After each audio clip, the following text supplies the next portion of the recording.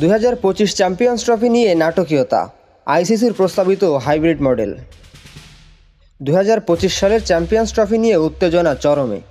টুর্নামেন্টটি পাকিস্তানে অনুষ্ঠিত হওয়ার কথা থাকলেও ভারতের দেশটিতে না যাওয়ার সিদ্ধান্ত পরিস্থিতিকে ঘোলাটে করে তুলেছে। এমন টানটান অবস্থায় আইসিসি একটি হাইব্রিড মডেল প্রস্তাব দিতে যাচ্ছে, যা নিয়ে সিদ্ধান্ত হবে 29 নভেম্বর অনুষ্ঠিত হতে যাওয়া বোর্ড মিটিংয়ে।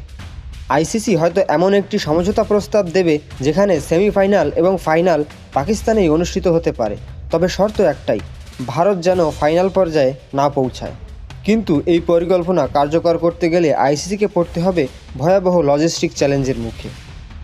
ভারতীয় ম্যাচগুলোর ভেন্যু হিসেবে উঠে এসেছে দুবাই এবং আবুধাবির নাম। আবহাওয়ার জন্য দক্ষিণ আফ্রিকাও বিবেচনায় রয়েছে, তবে এ সিদ্ধান্ত সহজ হবে না। পিসিবি হয়তো সরকারের সঙ্গে পরামর্শ করতে 24 বা 48 ঘন্টা সময় চেয়ে নেবে।